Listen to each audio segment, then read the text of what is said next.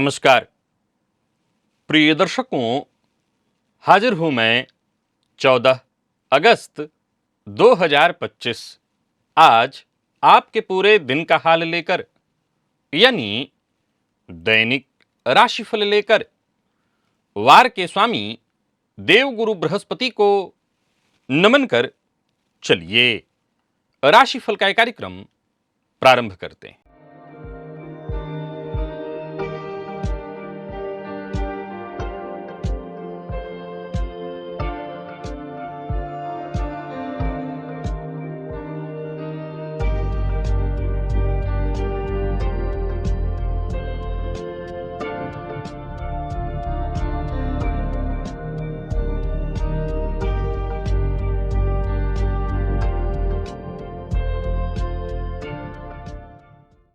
बात करेंगे सबसे पहले आज के पंचांग की। आज गुरुवार है, भाद्रपद मास कृष्ण पक्ष की आज षष्ठी तिथि है। रेवती नक्षत्र प्रातः 9:06 तक और इसके पश्चात अश्विनी नक्षत्र है। शूल योग गर करण है। बात हुई पंचांग की। चंद्रमा आज मीन राशि में प्रातः 9:06 तक रहेंगे और इसके पश्चात मेष राशि में प्रवेश कर जाएंगे।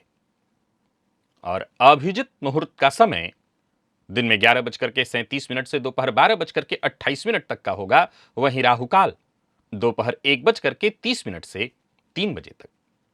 जैसा कि आप सभी जानते हैं, कोई भी नया और शुभ कार्य, जिस कार्य से चिरकाल तक लाभ लेना हो, ऐसे प्रत्येक कार्य को अभिजित मुहूर्त में प्रारंभ करना चाहिए। ये अभिजित मुहूर्त हरि को अति प्रिय है। राहु काल में कोई भी नया कार्य प्रारंभ नहीं करना चाहिए। प्रिय दर्शकों, पंचक आज भी जारी है और आज पूरे दिन और रात सर्वार्थ सिद्धि योग है। आप जानते हैं इस योग का महत्व। कोई भी कार्य सर्वार्थ सिद्धि योग में प्रारंभ किया जाए, वो कार्य शीघ्र ही सिद्धि प्रदायक होता है। और आज चर्चा काल सर्प योग की है। सभी ग्रह जब राहु और केतु के मध्य कैद हो जाते हैं तो कुंडली में इस दुर्योग का निर्माण होता है, जो जातक के जीवन में अचानक बाधाएं, संघर्ष, मानसिक बेचैनी और अप्रत्याशित घटनाएं घटित कराता है। आज हम समझेंगे इस योग के पीछे के गहरे रहस्य को, ये कितना खतरनाक होता है और किन स्थितियों में होता है, और साथ ही साथ एक बेहद दुर्लभ प्रभावशाली उपाय की भी चर्चा करेंगे। तो दिव्य महाप्रयोग की बात करेंगे, लेकिन उससे पूर्व बात कर लेते हैं ग्रह स्थितियों की। गुरु और शुक्र युति बनाकर मिथुन राशि में संचरण कर रहे हैं, तो वहीं बुध और सूर्य युति बनाकर कर्क में, केतु सिंह में है, मंगल कन्या में, राहु कुंभ में, तो वहीं शनि और चंद्रमा की युति मीन में है। शनिदेव वक्र अवस्था में संचरण कर रहे हैं। प्रिय दर्शकों, गोचर कुंडली में चंद्रमा का जो संचरण है, आज प्रातः काल ही ये नक्षत्र परिवर्तन और साथ ही साथ राशि परिवर्तन, ये दोनों ही करेंगे। और इसके पश्चात आज ये मेष राशि में प्रवेश करेंगे और साथ ही साथ केतु के नक्षत्र अश्विनी नक्षत्र में प्रवेश कर जाएंगे। अब देखा जाए तो आज गुरुवार का दिन और चंद्रमा का जो संचरण है वो क्रमशः बुध के और फिर केतु के नक्षत्र में है पूरे दिन। तो ये चंद्रमा गोचर कुंडली में बाकी की ग्रह स्थितियां आपको किस तरह से प्रभावित करने वाली हैं, कौन सी राशियां हैं जिनके लिए आज का यह दिन बेहद खास सिद्ध होने वाला है, और कौन सी राशियां हैं जिन्हें आज बेहद सावधान रहने की आवश्यकता है, कौन सी राशियां हैं जिन्हें अपने सभी नए कार्य आज प्रारंभ कर लेने चाहिए, और कौन सी राशियां हैं जिन्हें अपने नए कार्य प्रारंभ करने से आज बचना चाहिए। मेष से लेकर मीन राशि पर्यंत प्रत्येक राशि के जातकों के लिए किस ग्रह के विशेष प्रभाव में रहने वाले हैं आप, कौन सा वो स्नान है, कौन सा वो दान, कौन सा वो उपाय है जिसे करके आप आज इस दिन को श्रेष्ठ बना सकते हैं, इन सभी विषयों पर चर्चा आगे हम राशिफल में करेंगे। तो यह है ग्रह स्थिति।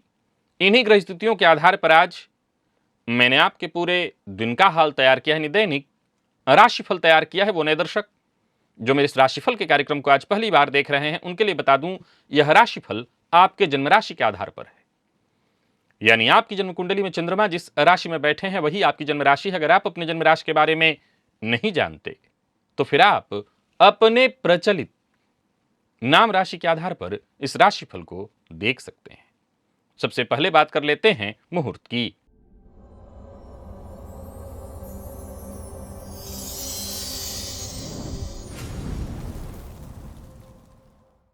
19 अगस्त दिन मंगलवार, जया एकादशी व्रत। बाकी उस दिन कोई भी मुहूर्त नहीं है।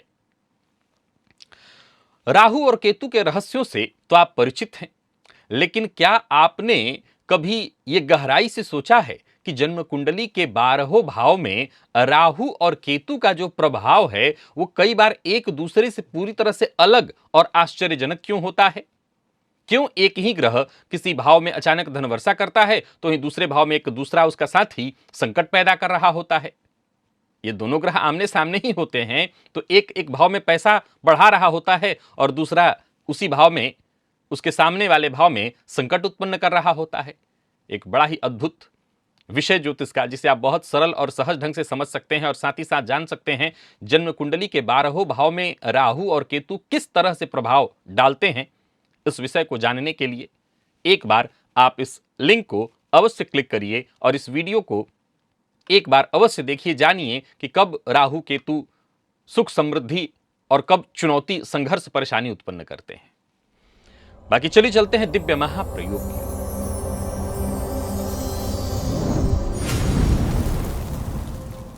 काल सर्प योग। प्रिय दर्शकों, जब किसी जन्म कुंडली में सभी ग्रह, यहां एक बात ध्यान रखिएगा कि इस बात को भूलना नहीं है कि काल सर्प योग हमेशा ही, कई बार नहीं होता और लोगों काल सर्प उसको बता देते हैं। राहु और केतु के मध्य का अर्थ होता है मध्य। कई बार राहु और केतु के साथ आपको कई ग्रह दिखाई पड़ जाएंगे। वो हो सकता है राहु केतु से युति के कारण कोई दुर्योग वहां बन रहा होगा, लेकिन जरूरी नहीं है काल सर्प। ये अंश वाइज देखिए कि राहु केतु की परिधि से कोई ग्रह अभी बाहर है। अगर एक भी ग्रह राहु केतु की परिधि से बाहर है तो वो एक अकेला ग्रह इस काल सर्प योग में सेविंग प्लैनेट के नाम से जाना जाता है और वो इस काल सर्प नामक दुर्योग से जातक की केवल रक्षा नहीं करता वरन श्रेष्ठ फल प्रदायक बन जाता है। प्रिय दर्शकों, राहु जन्म कुंडली में महत्वाकांक्षा, छलावा, आकस्मिकता, मोह माया का प्रतिनिधित्व करता है। केतु वैराग्य, आध्यात्मिकता का और पिछले जन्म के कर्मों का भी परिणाम। प्रिय दर्शकों, कुल 12 प्रकार के काल सर्प योग की चर्चा है, जिसमें से अनंत काल सर्प योग, कुलिक काल सर्प योग और विषधर नामक ये जो काल सर्प है, इन काल सर्पों को सर्वाधिक, ये जो 3 काल सर्प मैंने कहा, इन्हें सर्वाधिक कष्ट प्रदायक माना जाता है। जीवन के प्रत्येक क्षेत्र में ये गंभीर परेशानियां उत्पन्न करने वाले हैं। काल अनंत कैसे बनता है?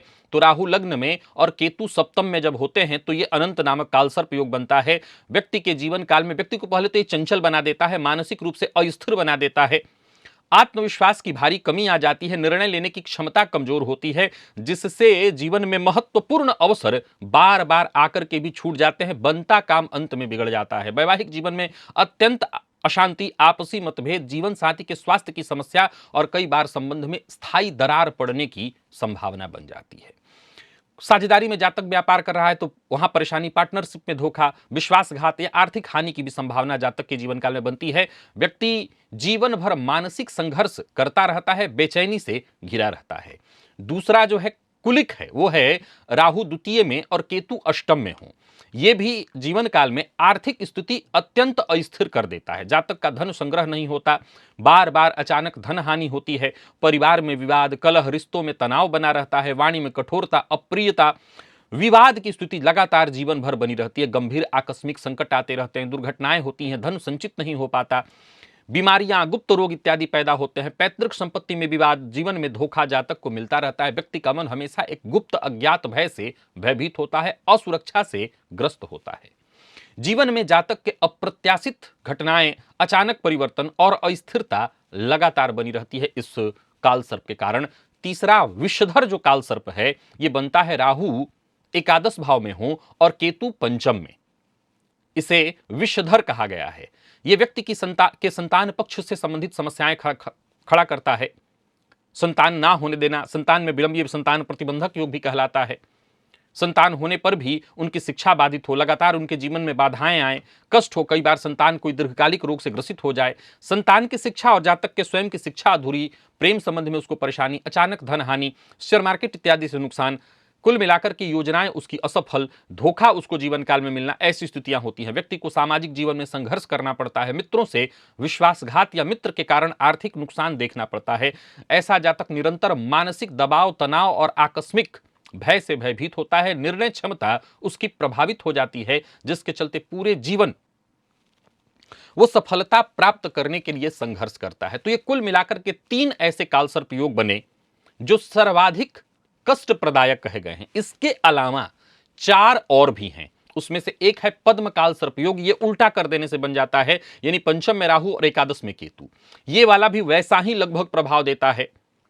इसके चलते यानी पद्म काल सर्प योग के चलते भी संतान की शिक्षा, संतान की बुद्धि, संतान की प्रतिभा कहीं ना कहीं बाधित होती है, आय बाधित होती है, मित्रता के साथ में परेशानी, जातक को संतान पहले तो प्राप्ति में परेशानी, और संतान प्राप्त हो जाए तो संतान के साथ गंभीर मतभेद या संतान की शिक्षा बाधित, संतान को कोई गंभीर रोग इत्यादि हो जाता है।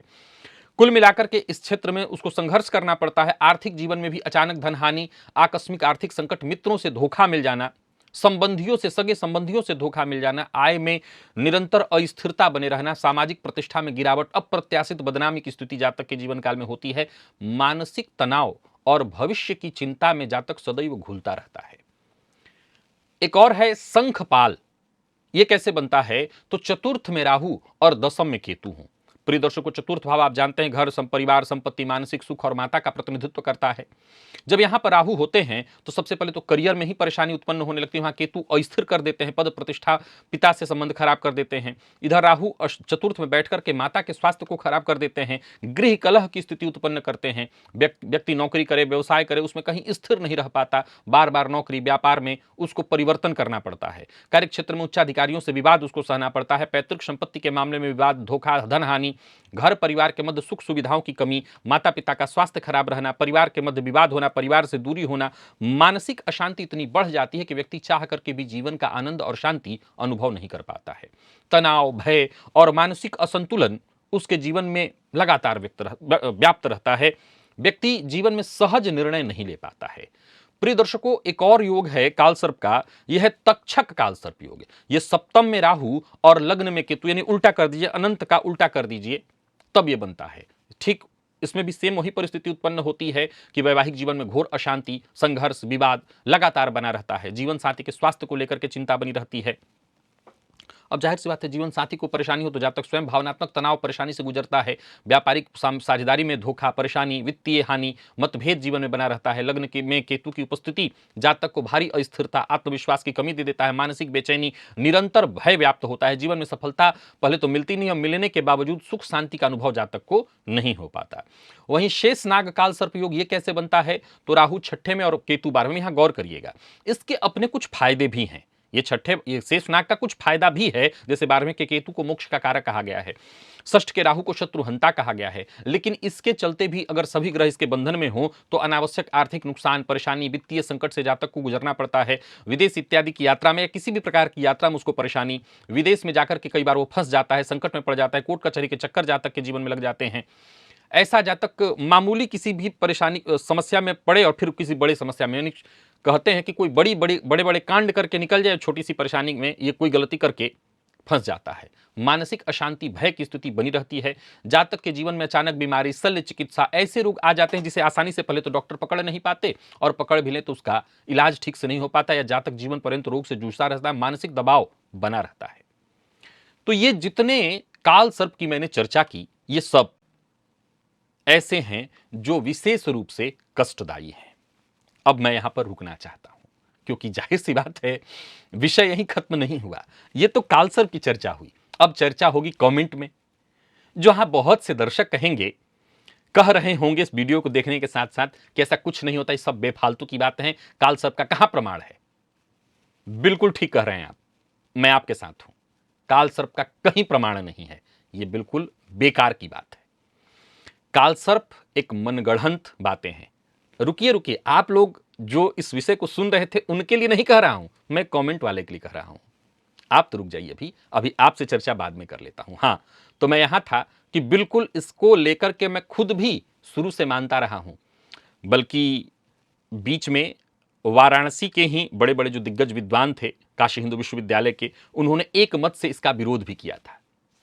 अभी भी घबराइए मत, जो लोग दर्शक इस वाले को मानते हैं, जिनकी कुंडली में है, उनको रुके रहना है, उनके लिए उपाय बाकी है। तो आप लोग जो ये कमेंट में लिख रहे हैं कि कालसर्प जैसा कुछ नहीं होता, विश्वास रखिए मैं आपके साथ हूं, कुछ नहीं होता ये। हाँ, अब आते हैं उन लोगों के साथ जिनकी कुंडली में। प्रिय दर्शकों, ये कमेंट में क्या कह रहे हैं उनको भूल जाइए। अनुभव है, होता है कि जब ये योग बनता है कुंडली में, तो जातक के जीवन में संघर्ष और परेशानियां आती हैं। सो इनको आप सुन लीजिए, कमेंट में इनके मजे ले लीजिए, पर आपके जीवन में परेशानी है तो उसका उपाय आपको करना होगा। ये कालसर्प संघर्ष देता है, ये परेशानी देता है। आप इसको चाहे जो नाम देना हो दे दीजिए, हो सकता है शास्त्र में इसके नाम वर्णित हो। बहुत सी चीजें समय के साथ बदली हैं, मैं खुद बहुत बदलाव के पक्षधर नहीं रहा हूं, लेकिन अगर कोई ऐसा चीज है जो दिखाई पड़ रहा है, जो महसूस हो रहा है, जिसके चलते जातक के जीवन में संघर्ष की स्थिति बनी हुई है, उससे मुंह तो नहीं मोड़ा जा सकता। और सिर्फ इस अहंकार में कि नहीं हम तो कहीं पढ़े नहीं हैं। भैया, मैं भी ये बात मानता था, मानता हूं।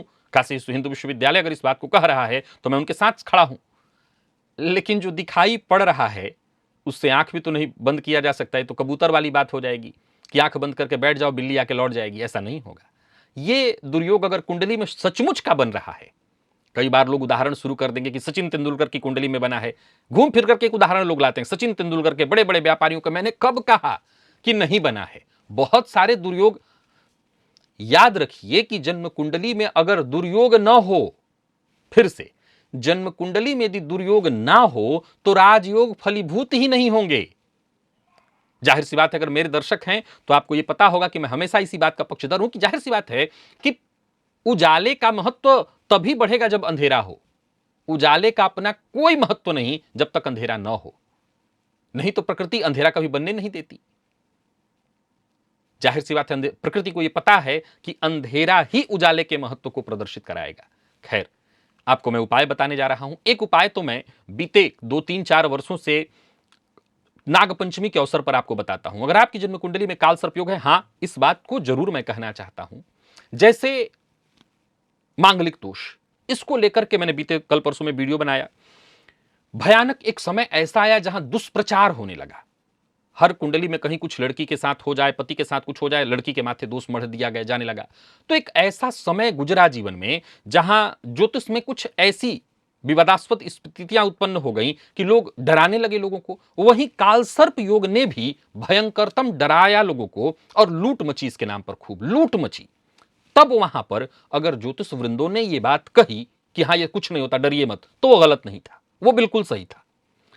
लेकिन अगर ज्ञानार्थ ये चीज सामने दिखाई पड़ रहा है, घटित हो रहा है, अब देखिए, लूटने वाले हमेशा रहेंगे, उसके लिए तो कोई कुछ नहीं कर सकता। अब उसके लिए तो अब हम लूटने वाले हैं, अब इसके चलते तो हम जो सत्य है उसको भी झूठ मान लें, ये तो ठीक नहीं होगा ना।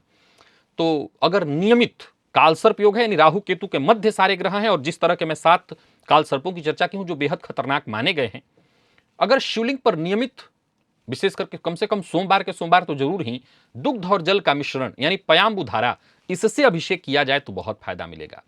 हर सोमवार या अमावस्या को अगर आप ये करें तो और अच्छा हो। हर सोमवार या अमावस्या को शिव मंदिर में जाकर के शिवलिंग के साथ, सोमवार या अमावस्या को शिवलिंग पर अथवा शिवलिंग के साथ जो नाग लिपटे होते हैं दोनों पर अगर दूध अर्पित किया जाए तो भी बहुत फायदा मिलेगा। जिनकी कुंडली में कालसर्प योग है वो पंचमुखी रुद्राक्ष अथवा 11 मुखी रुद्राक्ष, 11 मुखी का मैं कोई गारंटी नहीं लेता कि आपको सही मिलेगा, पंचमुखी मैं जानता हूं आपको मिल जाएगा, तो ये भी स्थायी रूप से काम करेगा। और विशेष रूप से नागपंचमी के अवसर पर मैं 11 नाग की पूजा की प्रक्रिया बताता रहा हूं। इस नागपंचमी पर भी मैंने बताया था, वीडियो लंबा हो जाएगा इसलिए उसकी चर्चा नहीं करूंगा, तो उसमें भी फायदा मिलेगा। और एक और उपाय आपको विशेष बताता हूं कि शनिवार के दिन यदि राहु का नक्षत्र आर्द्रा, स्वाति या शतभिखा मिले तो तांबे के 2 नाग, यानी नाग नागिन का जोड़ा इसे मान लेना है, लेकर के किसी पीपल वृक्ष की जड़ के पास चले जाइए और पीपल वृक्ष की जड़ में रख करके इन दोनों नाग नागिन की पूजा करके वहीं छोड़ दीजिए और प्रणाम करके घर लौट आइए, तो इससे भी बहुत लाभ मिलता है। तो आशा करता हूं आप इन प्रयोगों को करेंगे और कालसर्प अगर दोष है आपकी कुंडली में, अगर है सचमुच में, तो आप इससे राहत पाएंगे। चलिए चलते हैं राशिफल की ओर, बात करेंगे राशियों के क्रम में पहली राशि।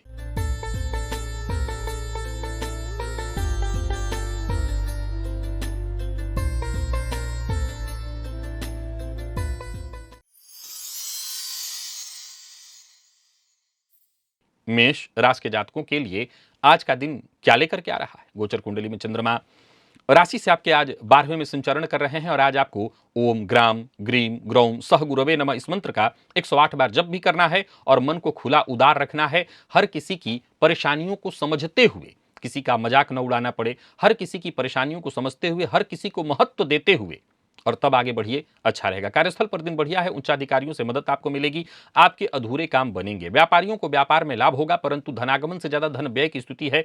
झूठ बोलने से बचिए। जो लोग अविवाहित हैं उन्हें विवाह का प्रस्ताव मिलने वाला है। प्रेम संबंध के मामले में आज का दिन उतार चढ़ाव भरा रहने वाला है। पार्टनर के शक का शिकार आप हो सकते हैं।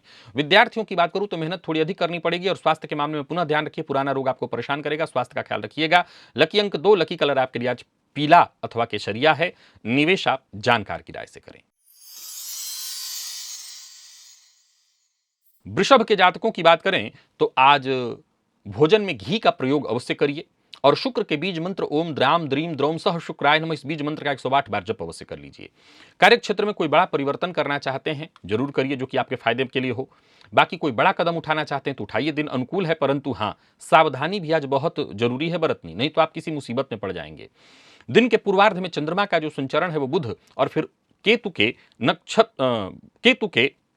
नक्षत्र में चंद्रमा का आज संचरण होगा। तो कुल मिलाकर के सावधानी के साथ ही कदम आपको आगे बढ़ाना है। व्यापारियों को व्यापार में लाभ होगा, बड़े अवसर आपको नजर आएंगे, परंतु अधिक कमाने के लोभ में आकर के कोई गलत कार्य मत करिएगा। आज किसी मुसीबत में पड़ने के भी योग बने हुए हैं, किसी विवाद में फंस सकते हैं। कोई गैर कानूनी काम का हिस्सा मत बनिएगा, नहीं मुसीबत में पड़ेंगे। दाम्पत्य जीवन में थोड़ी परेशानी आएगी। आज जल्दबाजी में कोई निर्णय ना लें।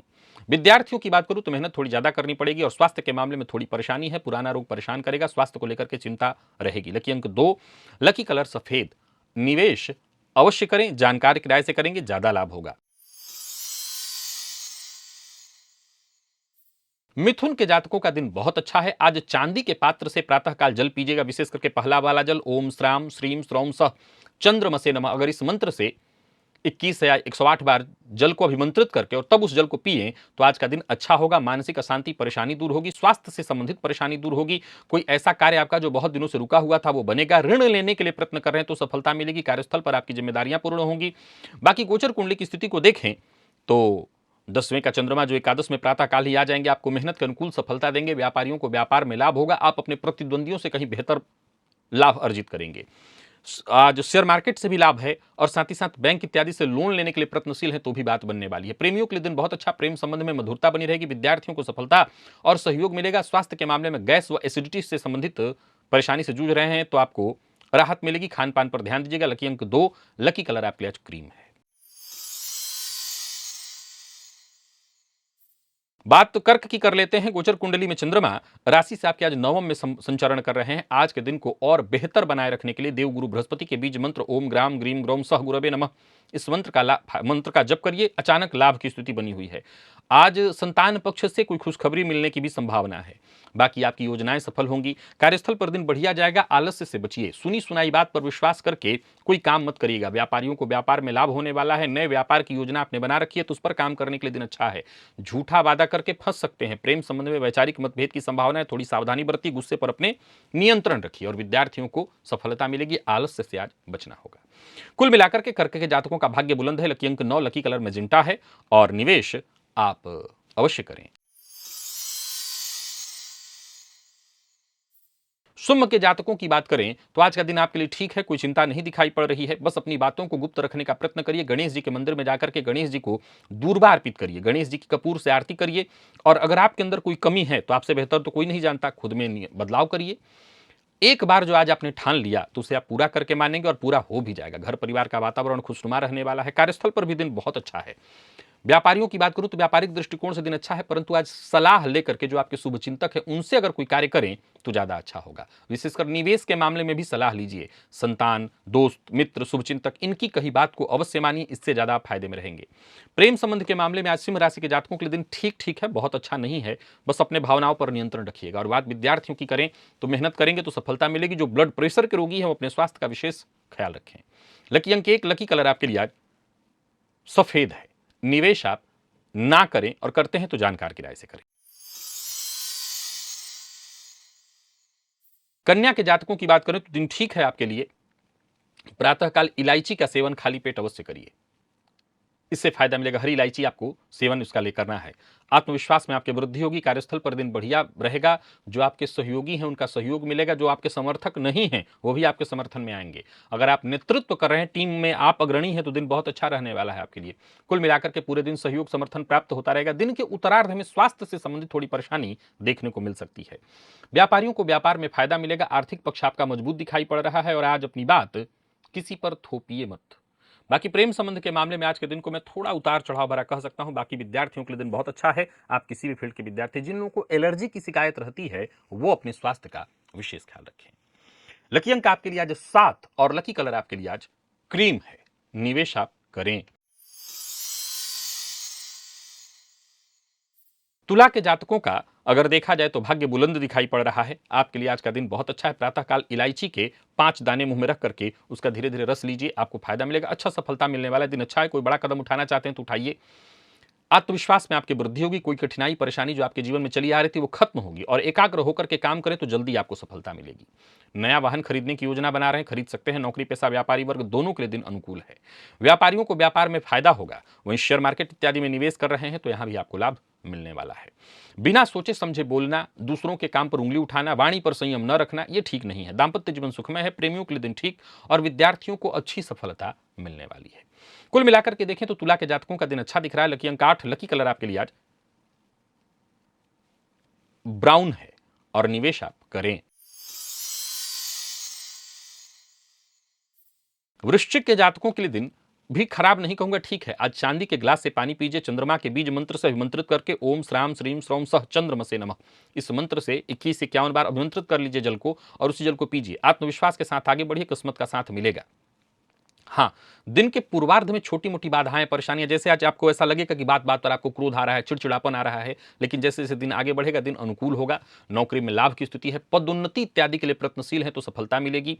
या किसी उच्चाधिकारी से मुलाकात के लिए प्रयत्नशील थे तो यह काम आपका बनने वाला है। कोई बड़ा निवेश कर रहे हैं तो सावधानी के साथ करें। और सबसे जरूरी बात, बहस और विवाद से जितना हो सके दूरी बना करके रखें। प्रेम संबंध के मामले में आज का दिन बढ़िया है। जीवन साथी से सहयोग मिलेगा। विद्यार्थियों के लिए भी आज का दिन बहुत अच्छा है। तो इस स्वास्थ्य के दृष्टिकोण से देखें तो कमर दर्द की शिकायत संभव है, ध्यान रखिए। लकी अंक 1 और लकी कलर आपके लिए आज सफेद है। निवेश करें। धनु के जातकों की बात कर लें तो आज गोचर कुंडली की स्थिति आपके पक्ष में है। आज बटुक भैरव अष्टोत्तर सतनाम स्तोत्र का पाठ या श्रवण करिए। खान पान अपना नियंत्रित रखिए। मद्यपान मांसाहार से बिल्कुल दूरी बना करके रखिए। आत्मविश्वास में आपकी वृद्धि होगी। आपके दिए गए सुझावों का कार्यस्थल पर सम्मान होगा। जो आपके अधीनस्थ हैं वो भी पूरा पूरा आपका सम्मान करेंगे। किसी बात पर आक्रामक मत होइए। यात्रा कर रहे हैं तो यात्रा आपके लिए लाभप्रद रहने वाली है। बाकी व्यापारियों की बात करूं तो व्यापारिक दृष्टिकोण से भी दिन ठीक है। और किसी को धन उधार देना नहीं, उधार ले सकते हैं पर देना नहीं। जीवन साथी का ख्याल रखिए, उनकी भावनाओं का सम्मान करिए। विद्यार्थियों को आगे बढ़ने का मौका मिलेगा। और स्वास्थ्य के दृष्टिकोण से देखें तो स्वास्थ्य में भी कोई विशेष परेशानी नहीं दिखाई पड़ती। यानी कुल मिलाकर के धनु के जातकों का दिन ठीक है। लकी अंक 6, लकी कलर सिंदूरी है। निवेश करें। मकर के जातकों की यदि बात करें तो आज प्रातःकाल स्नान के जल में थोड़ा सफेद चंदन मिलाइए। स्नान के बाद सफेद चंदन का टीका अपने माथे पर लगाइए और अपनी योग्यता के अनुरूप जो लाभ आपको चाहिए उसको प्राप्त करने के लिए प्रयत्न करने में लग जाइए। भविष्य आपके भविष्य आपका जो है सुखद दिख रहा है। दिन अच्छा है और कोई बड़ा कदम उठाना चाहते हैं तो उठाइए, आपको सफलता मिलेगी। नौकरी पेशा व्यापारी वर्ग दोनों के लिए दिन अच्छा है। व्यापारियों की बात करूं तो व्यापारिक दृष्टिकोण से दिन बहुत ही अच्छा है। कोई बड़ा निवेश इत्यादि करना चाहते हैं तो करिए। बस बाहर का भोजन मत करिए। प्यार का इजहार करना चाहते हैं तो अवश्य करिए। विद्यार्थियों के लिए, विशेषकर मेडिकल फील्ड के विद्यार्थियों के लिए दिन अच्छा है। और माता के स्वास्थ्य का विशेष ख्याल रखिएगा। लकी अंक 2, लकी कलर ग्रे है। निवेश आप करें।